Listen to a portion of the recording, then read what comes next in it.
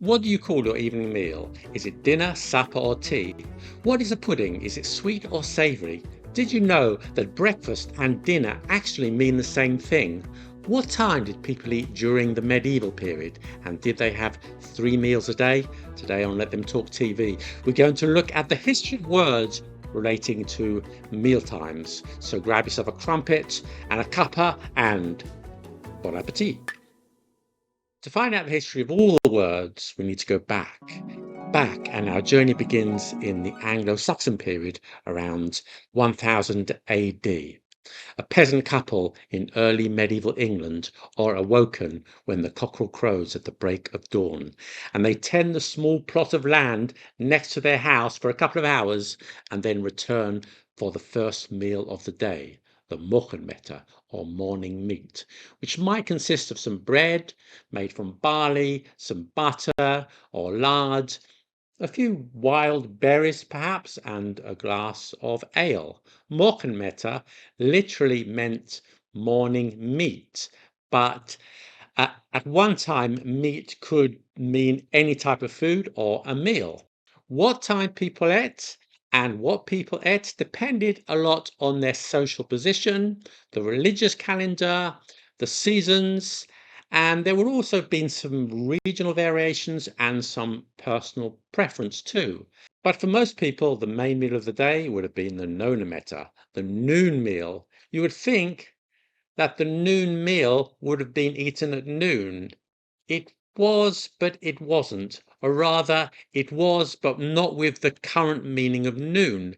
Did you know that the words noon and 9 are related? Noon literally means the 9th hour of daylight. People got up around 6 a.m., depending on the season. So noon and the nonometa would have been eaten around 3 p.m. Meal times were closely associated with the times of daily prayers, and the nonus were the prayers at the 9th hour of daylight, and monks would have taken their main meal after the nonus prayers. But it wasn't just the monks. The church had a huge influence on people's daily lives, and almost everybody else tended to follow this religious convention for meal times in medieval England. The evening meal was known as the Evenmeter, the evening meat. What did people eat? Well, whatever was available, really. They would have eaten a lot of bread, mostly made of barley, rye, or if you were of a higher social status, you might have had bread made of wheat, which was more expensive. There was butter, lard, eggs, beans, fruit, and vegetables that were in season. If you needed something sweet, they would have eaten honey. Some meat was eaten, but not a lot. Once again, it depended a lot on your social status. Even if you were rich enough to have a cow, it didn't make much economic sense to kill it because it would deprive you of milk, though you would slaughter it once you got too old for milking. And if you killed your chickens, then you wouldn't have any eggs. You'd sometimes have bacon, and this is because many peasants reared a pig. After the Norman conquests of 1066, the monarchy owned and had exclusive rights to the hunting in forests across England. So hunting an animal that belonged to the king could cost you dear, pun intended. You could be executed for poaching deer or wild boar.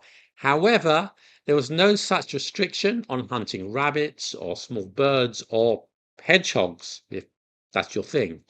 You would drink ale or mead or water, no tea, no coffee at that time, and a peasant would have had a light evening meal, maybe some broth with some bread, some chopped meat, or some bone marrow spread onto the bread. Some seasonal fruit and vegetables, as we just said, but of course no potatoes or tomatoes or corn because Europe hadn't reached the Americas yet. And while I was doing this research, I read about medlars, which was a very popular fruit in medieval times. They look like this, and I can't say I've ever had a medlar. Have you? Let us know in the comments. Now, around the 1200s, the nonus prayers were moved from around 3 p.m. to around 11 a.m. or midday, and the meal, the nonometer, moved along with it. Yet we still call midday noon, even though it's no longer the 9th hour. Anyway, as people were eating the main meal of the day much earlier, they were expected to wait until then before eating. In fact, it became morally unacceptable to eat in the morning. It was viewed by the church as gluttony. The Christian church believed that a period of not eating was good for spiritual discipline, and this period of abstinence was known as fasting. Fasting was very much part of Christian practice in the Middle Ages. For example, during the 40 days of Lent, you were supposed to fast until 3 p.m., the hour of the Lord's death. Some Christians fasted every Friday, and there were many other fast days throughout the year.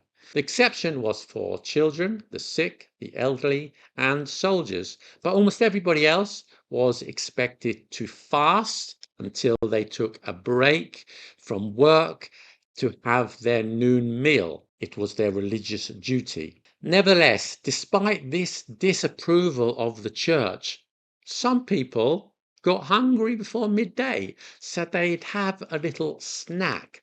Nothing substantial, but perhaps some barley bread, a little cheese, and some ale to drink, whatever was available. A lot of ale at that time. This meal didn't have a name until the mid 15th century, when it got to be called, you guessed it, breakfast, break and fast. And it wasn't just medieval England, by the way. In Spanish, breakfast is desayuno and means the same thing, break and fast. Ayuno means fast, and in French too. Déjeuner means breakfast. Jeûner means to fast. But déjeuner is actually lunch, while petit déjeuner is breakfast, literally small breakfast. This will become relevant in a moment. Let's carry on. Let's talk about lunch. Now, the origin of the word is disputed. At one time, there was a meal called nontion or nontion with an N, first recorded around 1270. Once again, it cognates with noon, and depending on when, where, and who you were, it could be taken between 11 a.m. and 4 p.m. Nonchen was largely replaced by the word luncheon, first recorded in the 1570s, and we're not exactly sure why it was called luncheon. It could come from Spanish. The word lonja means a slice of something. So you have like a slice of meat or a lump of meat for your luncheon. And maybe lonja and nonchen got merged into one word, but that's just a theory. The first recorded use of lunch, not luncheon, isn't until 1786. Let's move hungrily on to dinner. Dinner has come to mean the main meal of the day. Now, when I was at school dinners were around midday, and nowadays, for most people, dinner is in the evening. And in the English-speaking world, it's quite regional. Dinner comes from Old French, dîner. In modern French, dîner, and ultimately from Latin, disjejunare. Do you see where I'm going here? Disjejunare literally translates as breakfast. So we have two breakfasts in English, but less than the French, who have three. Little breakfast, followed by breakfast, followed by another breakfast. That's a lot of croissants. The word dinner was first recorded in English around 1300. It's time for tea, which, depending on where you live, is either a drink or a drink with a few cakes and sandwiches, or the evening meal, or all three. Tea, the drink, arrived in England in the 17th century. We take the word from Dutch, who were the main suppliers of tea for England and most of Europe, and they got the word from the Min dialect of Chinese. Tea sometimes refers to a light meal served around 4 p.m. It's sometimes known as afternoon tea or cream tea, the sort of tea where Algernon serves cucumber sandwiches in the importance of being earnest. And now I'll have a cup of tea and one of those nice cucumber sandwiches you promised me. Certainly, Aunt Augusta. In the north of England and in Scotland, the evening meal for many people is known as tea, sometimes referred to as high tea. Now, there is a class distinction here, with people from a working class background more likely to call their evening meal tea, while the middle classes and upper classes opting for dinner or supper. And we'll come on to that in a second. So what about supper? Once again, it comes from Old French, souper, and you might not be surprised that it cognates with the word soup, presumably because this lighter evening meal might have been a bowl of soup or gruel with some bread. So there are three names for the evening meal: dinner, supper and tea. Now, I did a non-scientific poll on this channel's community page asking what people call their evening meal, and this was the response: dinner 73%, supper 16%, tea 6%. What about you? What do you call your evening meal? But some people, supper is not the evening meal, but rather the fourth meal of the day, a light meal at the end of the day, especially if you've had your evening meal early and are hungry again. Once again, all this is very regional, so do let us know in the comments, what is supper for you? One interesting thing I came across while doing my research on this video was an article in Wikipedia which quotes surveys giving the different times of the evening meal. In the United States, peak dinner time is 6:19 p.m., very precise. However, in Pennsylvania, it's 5:37 p.m., and in Washington, D.C., it's 7:10 p.m.